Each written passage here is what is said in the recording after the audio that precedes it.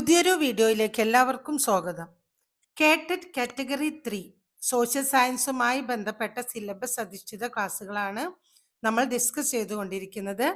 ഇന്ന് നമുക്ക് സുൽത്താനേറ്റ് രാജവംശങ്ങളെ കുറിച്ചിട്ട് പഠിക്കാം. കഴിഞ്ഞ ക്ലാസ്സിൽ നമ്മൾ മുംതാസ് ആൻഡ് വർദ്ധനാസ് ആണ് ഡിസ്കസ് ചെയ്തത്. അതിനുശേഷം നിങ്ങളുടെ സിലബസിൽ വരുന്ന ടോപ്പിക്ക് സുൽത്താനേറ്റ് രാജവംശങ്ങളാണ്. ഡൽഹി സൽത്തനേറ്റിന്റെ കീഴിൽ 5 രാജവംശങ്ങളാണ് വരുന്നത്.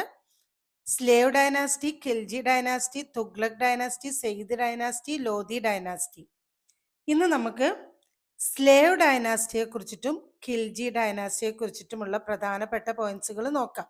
അതിനു മുമ്പായി നമുക്ക് മുഹമ്മദ് ഗോറിയെ കുറിച്ചിട്ട് പ്രധാനപ്പെട്ട 1-2 പോയിന്റ്സുകൾ നോക്കാം. ഗോറി രാജവംശത്തിലെ പ്രഗത്ഭ സുൽത്താനായിരുന്നു മുഹമ്മദ് ഗോറി. അദ്ദേഹം 9 തവണ ഇന്ത്യയെ ആക്രമിച്ചു. ഇന്ത്യയിൽ സുൽത്താൻ ഭരണത്തിന് അടിത്തറയിട്ടത് മുഹമ്മദ് ഗോറിയായിരുന്നു. 1191 വടക്കേ ഇന്ത്യയിലെ അവസാനത്തെ ഹിന്ദു ഭരണാധികാരിയായിരുന്ന പൃഥ്വിരാജ് ചൗഹാനും മുഹമ്മദ് ഗോറിയും തമ്മിലുണ്ടായ യുദ്ധമാണ് ഒന്നാം തറൈൻ യുദ്ധം. എന്നാൽ ഒന്നാം തറൈൻ യുദ്ധത്തില് പൃഥ്വിരാജ് ചൗഹാൻ മുഹമ്മദ് ഗോറിയെ പരാജയപ്പെടുത്തി. അതിനുശേഷം അടുത്ത വർഷം തന്നെ രണ്ടാം തറൈൻ യുദ്ധം ഉണ്ടായി 1192.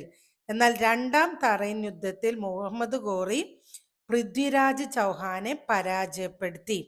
അങ്ങനെ അവസാനത്തെ ഹിന്ദു ഭരണാധികാരിയായിരുന്ന പൃഥ്വിരാജ് ചൗഹാനെ മുഹമ്മദ് ഗോറി രണ്ടാം തറൈൻ യുദ്ധത്തിൽ 1192 പരാജയപ്പെടുത്തി.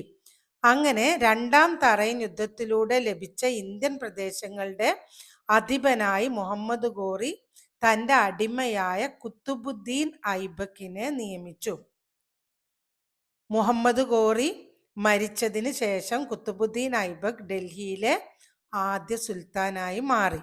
അടിമ വംശം അഥവാ മംലൂക്ക് വംശം, ഖിൽജി വംശം, തുഗ്ലക് വംശം, സെയ്ദ് വംശം, ലോധി വംശം എന്നിങ്ങനെയാണ് 5 സുൽത്താനേറ്റ് രാജവംശങ്ങൾ. അപ്പം നമുക്ക് ആദ്യമായിട്ട് അടിമ വംശത്തെ കുറിച്ച് നോക്കാം. 1206 മുതൽ 1290 വരെയാണ് അടിമ വംശത്തിൻ്റെ കാലം. അടിമ വംശത്തിൽ കുത്തുബുദ്ദീൻ ഐബക്ക്, ഇൽതുമിഷ്, റസിയ സുൽത്താന, ബാൽബൻ ഇവരാണ് പ്രധാനപ്പെട്ട ഭരണാധികാരികൾ. അപ്പൊ അടിമ വംശത്തിന്റെ സ്ഥാപകൻ ആരായിരുന്നു? കുത്തുബുദ്ദീൻ ഐബക്ക് ആയിരുന്നു അടിമ വംശത്തിന്റെ സ്ഥാപകൻ.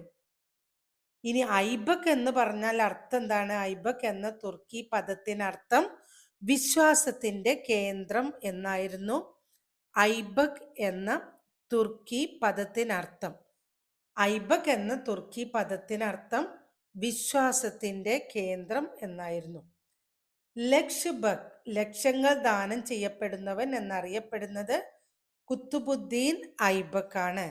ലഖ് ദാദ, ലക്ഷബക്, അതായത് ലക്ഷങ്ങൾ ദാനം ചെയ്യുന്നവൻ എന്ന് ജനങ്ങൾ വിളിച്ചത് കുത്തുബുദ്ദീൻ ഐബക്കിനെയാണ്. ഐബക്ക് എന്നാൽ അർത്ഥം വിശ്വാസത്തിന്റെ കേന്ദ്രം. അപ്പോൾ കുത്തുബുദ്ദീൻ ഐബക്കിനെയാണ് ലക്ഷബക് അല്ലെങ്കിൽ ലക്ഷങ്ങൾ ദാനം ചെയ്യുന്നവൻ എന്നൊക്കെ വിളിച്ചത്. 1210 പോളോ കളിക്കിടെ കുതിരപ്പുറത്ത് നിന്ന് വീണ് മരിച്ച സുൽത്താനാണ് കുത്തുബുദ്ദീൻ ഐബക്ക്. കുത്തുബുദ്ദീൻ ഐബക്ക് 1210 പോളോ അല്ലെങ്കിൽ ചൗഹാൻ എന്ന് പറയും കളിക്കിടെ, അത് കളിക്കുന്നതിനിടയിൽ കുതിരപ്പുറത്ത് നിന്ന് വീണാണ് കുത്തുബുദ്ദീൻ ഐബക്ക് മരിച്ചത്. കുത്തബ് മീനാറിന്റെ പണി തുടങ്ങി വെച്ചത് കുത്തുബുദ്ദീൻ ഐബക്കാണ്. കുത്തബ് മീനാറിന്റെ പണി തുടങ്ങി വെച്ചത് കുത്തുബുദ്ദീൻ ഐബക്കാണ്. എന്നാൽ പണി പൂർത്തീകരിച്ചത് അദ്ദേഹത്തിന്റെ പിൻഗാമിയായ ഇൽതുമിഷ് ആയിരുന്നു. കുത്തുബുദ്ദീൻ ഐബക്കിന്റെ തലസ്ഥാനം ലാഹോർ ആയിരുന്നു. അതിനുശേഷം പിന്നീട് വന്ന രാജവംശങ്ങളൊക്കെ ഡൽഹി തലസ്ഥാനമാക്കിയിട്ടാണ് രാജ്യഭരണം നടത്തിയത്. അതുകൊണ്ടാണ് നമ്മൾ ഡൽഹി സൽത്തനേറ്റ് എന്ന പേരിൽ ഇവര് അറിയപ്പെടുന്നത്. കുത്തുബുദ്ദീൻ ഐബക്കിന്റെ തലസ്ഥാനം ലാഹോർ ആയിരുന്നു. കുത്തുബുദ്ദീൻ ഐബക്കിന്റെ പിൻഗാമി ആരം ഷാ ആയിരുന്നു. കുത്തുബുദ്ദീൻ ഐബക്കിന്റെ പിൻഗാമി ആരം ഷാ ആയിരുന്നു. ആരം ഷാക്ക് ശേഷം സുൽത്താനായത് ഇൽത്തുമിഷ് ആയിരുന്നു. അപ്പൊ ഞാൻ പറഞ്ഞു കുത്തുബുദ്ദീൻ ഐബക്ക്, ഇൽത്തുമിഷ്, റസിയ സുൽത്താന, ബാൽബൻ ഇവയാണ് അടിമ വംശത്തിലെ പ്രധാനപ്പെട്ട റൂളേഴ്സ്. അപ്പോൾ കുത്തുബുദ്ദീൻ ഐബക്കിന്റെ ശേഷം ആരം ഷാ ആണ് സുൽത്താനായത്. ആരം ഷയ്ക്ക് ശേഷം സുൽത്താനായത് ഇൽത്തുമിഷ് ആയിരുന്നു. അടിമവംശത്തിൽ ഏറ്റവും കൂടുതൽ കാലം ഭരണം നടത്തിയ സുൽത്താനായിരുന്നു ഇൽത്തുമിഷ്. അടിമവംശത്തിൽ ഏറ്റവും കൂടുതൽ കാലം ഭരണം നടത്തിയ സുൽത്താൻ ഇൽത്തുമിഷ് ആയിരുന്നു. ഖലീഫയിൽ നിന്ന് അംഗീകാരം നേടിയ ആദ്യ സുൽത്താനായിരുന്നു ഇൽത്തുമിഷ്. ഇൽത്തുമിഷിന്റെ ഭരണകാലത്ത് രണ്ടാം ബാഗ്ദാദ് എന്ന് സ്ഥാനപ്പേര് ലഭിച്ചത് ഡൽഹിക്കായിരുന്നു. അപ്പൊ ബാഗ്ദാദ് ഖലീഫാസ് ഒക്കെ നമുക്കറിയാം. ബാഗ്ദാദ് ഖലീഫ അബ്ബാസിഡ്സ്, ഹാറൂൺ അൽ റഷീദിന്റെ ഒക്കെ സമയത്ത് ബാഗ്ദാദ് വളരെ ഫ്ലറിഷ് ആയിട്ടുള്ള ഒരു ക്യാപിറ്റൽ സിറ്റി ആയിരുന്നു. അപ്പൊ ഇൽത്തുമിഷിന്റെ ഭരണകാലത്ത് രണ്ടാം ബാഗ്ദാദ് എന്ന സ്ഥാനപ്പേര് ലഭിച്ചത് ഡൽഹിക്കായിരുന്നു. ഡൽഹി തലസ്ഥാനമാക്കി ഭരിച്ച ആദ്യ സുൽത്താനായിരുന്നു ഇൽത്തുമിഷ്. അപ്പം കുത്തുബുദ്ദീൻ ഐബക്കിന്റെ ക്യാപിറ്റൽ ലാഹോർ ആയിരുന്നു എന്ന് പറഞ്ഞു. ഡൽഹി തലസ്ഥാനമാക്കി ഭരിച്ച ആദ്യ സുൽത്താനായിരുന്നു ഇൽത്തുമിഷ്. ഖലീഫയുടെ പ്രതിനിധിയാണ് താൻ എന്ന് നാണയങ്ങൾ രേഖപ്പെടുത്തിയ സുൽത്താനായിരുന്നു ഇൽത്തുമിഷ്. ഖലീഫയുടെ പ്രതിനിധിയാണ് താൻ എന്ന് നാണയങ്ങളിൽ രേഖപ്പെടുത്തിയ സുൽത്താനായിരുന്നു ഇൽത്തുമിഷ്. അദ്ദേഹത്തിന്റെ കാലത്ത് ഡൽഹി അറിയപ്പെടുന്നത് രണ്ടാം ബാഗ്ദാദ് എന്നായിരുന്നു. ചെങ്കിസ് ഖാന്റെ നേതൃത്വത്തിൽ മംഗോളിയർ ഇന്ത്യ ആക്രമിക്കുമ്പോൾ ഇൽത്തുമിഷ് ആയിരുന്നു ഡൽഹി സുൽത്താൻ. ചെങ്കിസ് ഖാന്റെ നേതൃത്വത്തിൽ മംഗോളിയർ ഇന്ത്യ ആക്രമിക്കുമ്പോൾ ഇൽത്തുമിഷ് ആയിരുന്നു ഡൽഹി സുൽത്താൻ. ഡൽഹി സുൽത്താനേറ്റിന്റെ യഥാർത്ഥ ശില്പി എന്നറിയപ്പെടുന്ന ഭരണാധികാരിയാണ് ഇൽത്തുമിഷ്. ഇൽത്തുമിഷിന്റെ യഥാർത്ഥ നാമം ഷംസുദ്ദീൻ. ഷംസുദ്ദീൻ ഇൽത്തുമിഷ്. ലാഹോറിൽ നിന്നും തലസ്ഥാനം ഡൽഹിയിലേക്ക് മാറ്റിയ അടിമവംശ ഭരണാധികാരിയാണ് ഇൽത്തുമിഷ്. ഭൂനികുതി സമ്പ്രദായമായ ഇക്ത സമ്പ്രദായത്തിന് തുടക്കം കുറിച്ച ഭരണാധികാരിയാണ് ഇൽത്തുമിഷ്. അപ്പോൾ ഇക്തദാരി സിസ്റ്റം ഒക്കെ ഈ സൽത്തനേറ്റ് ഡൈനാസ്റ്റി ആയിട്ട് റിലേറ്റ് ചെയ്തതാണ്. അപ്പൊ ഇക്തദാർ ഭൂമി വിഭജിച്ച് നൽകുക. അപ്പൊ ഭൂമി കിട്ടുന്ന ആളെ നമ്മൾ ഇക്തദാർ എന്ന് വിളിച്ചിരുന്നു, ഹോൾഡർ ഓഫ് ദ ലാൻഡ്. അപ്പൊ ഭൂനികുതി സമ്പ്രദായമായ ഇക്ത സിസ്റ്റത്തിന് തുടക്കം കുറിച്ച ഭരണാധികാരിയാണ് ഇൽത്തുമിഷ്. ഇൽത്തുമിഷ് പുറത്തിറക്കിയ വെള്ളി നാണയമായിരുന്നു തങ്ക. ഇൽത്തുമിഷ് പുറത്തിറക്കിയ ചെമ്പ് നാണയം ജിറ്റാൾ. തങ്ക എന്ന വെള്ളി നാണയവും ജിറ്റാൾ എന്ന ചെമ്പ് നാണയവും പുറത്തിറക്കിയത് ഇൽത്തുമിഷ് ആയിരുന്നു. കുത്തബ് മീനാറിന്റെ നിർമ്മാണം പൂർത്തീകരിച്ചത് ഇൽത്തുമിഷ് ആയിരുന്നു. ഇൽത്തുമിഷിന്റെ ഉപദേശക സമിതി ചാലിസ അല്ലെങ്കിൽ ചഹൽഗാനി എന്നാണ് അറിയപ്പെട്ടിരുന്നത്. കുത്തബ് മീനാറിന്റെ നിർമ്മാണം നേരത്തെ പറഞ്ഞു, പൂർത്തീകരിച്ചത് ഇൽത്തുമിഷ് ആയിരുന്നു. ഇൽത്തുമിഷിന്റെ ഉപദേശക സമിതിയാണ് ചാലിസ അല്ലെങ്കിൽ ചഹൽഗാനി. ദ 40 എന്ന് പറയും. നോബിൾസിന്റെ ഒരു ഗ്രൂപ്പായിരുന്നു. ഇന്ത്യയിലെ ആദ്യത്തെയും അവസാനത്തെയും വനിതാ സുൽത്താനായിരുന്നു സുൽത്താന റസിയ. ഇൽത്തുമിഷിന്റെ മകളായിരുന്ന സുൽത്താന റസിയയാണ് ഇന്ത്യയിലെ ആദ്യത്തെയും അവസാനത്തെയും വനിതാ സുൽത്താൻ. ഇന്ത്യയിലെ ആദ്യത്തെയും അവസാനത്തെയും വനിതാ സുൽത്താനായിരുന്നു സുൽത്താന റസിയ. സുൽത്താന റസിയയുടെ ഭരണകാലം 1236 തൊട്ടിട്ട് 1240 വരെയാണ്. സുൽത്താന റസിയ അമീർ അക്കൂർ. അമീർ അക്കൂർ ആരാണ്?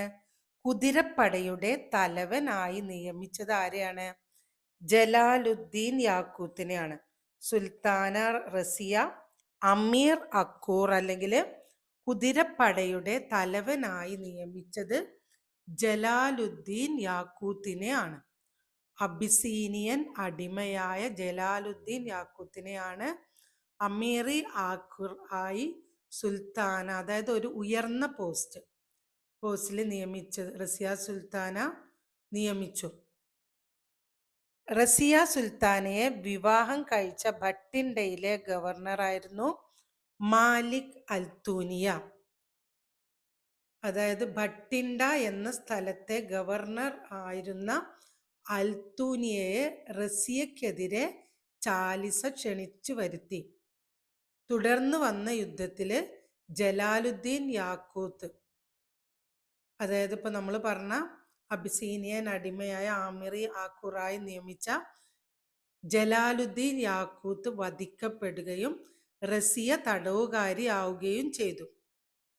പിന്നീടാണ് ഭട്ടിൻഡയിലെ ഗവർണറായിരുന്ന അൽത്തൂനിയ റസിയയെ വിവാഹം കഴിക്കുന്നത്. അടിമ വംശത്തിലെ ഏറ്റവും പ്രഗത്ഭനായ ഭരണാധികാരിയായിരുന്നു ബാൽബൻ. അടിമ വംശത്തിലെ ഏറ്റവും പ്രഗത്ഭനായ ഭരണാധികാരിയായിരുന്നു ബാൽബൻ. ബാൽബന്റെ യഥാർത്ഥ പേര് ഉല്ലൂഖാൻ.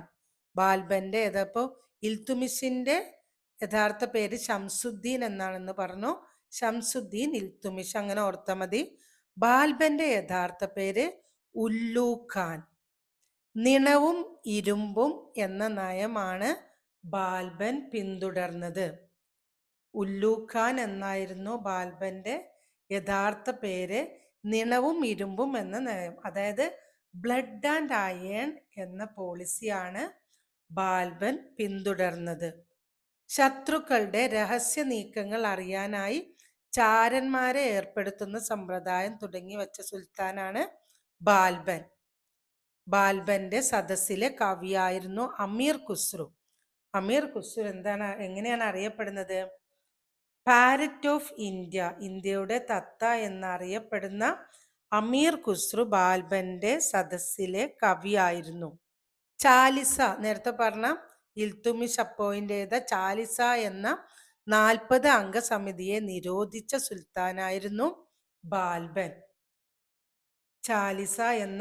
ചാലിസയെ ഇല്ലാതാക്കിയ സുൽത്താനായിരുന്നു ബാൽബൻ. രാജാധികാരം ദൈവദത്തമാണെന്ന് വിശ്വസിച്ച സുൽത്താനാണ് ബാൽബൻ. കൊട്ടാരത്തിൽ തമാശയും ചിരിയും അദ്ദേഹം നിരോധിച്ചു. അപ്പം നിണവും ഇരുമ്പും എന്ന നയമാണ് ബാൽബൻ പിന്തുടർന്നത്.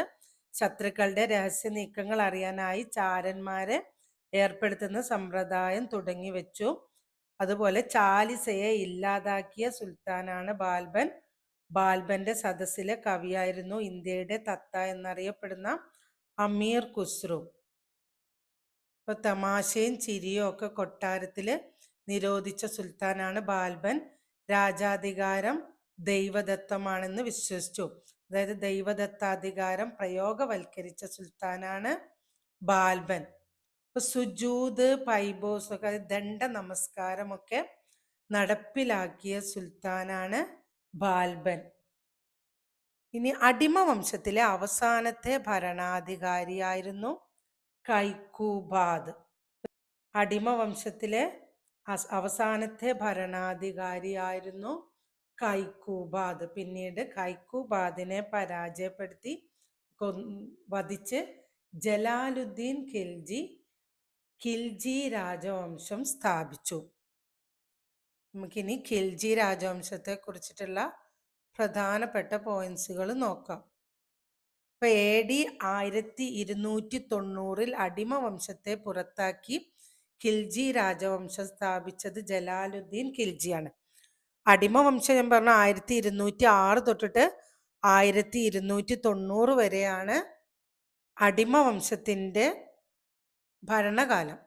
1290 അടിമ വംശത്തെ പുറത്താക്കി ഖിൽജി രാജവംശം സ്ഥാപിച്ചത് ജലാലുദ്ദീൻ ഖിൽജി.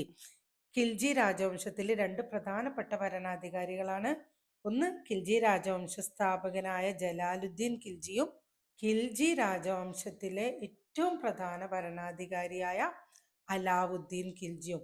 ഈ 2 ഖിൽജിമാരെ കുറിച്ചിട്ടാണ് ഖിൽജി രാജവംശത്തിൽ നമുക്ക് പഠിക്കാനുള്ളത്.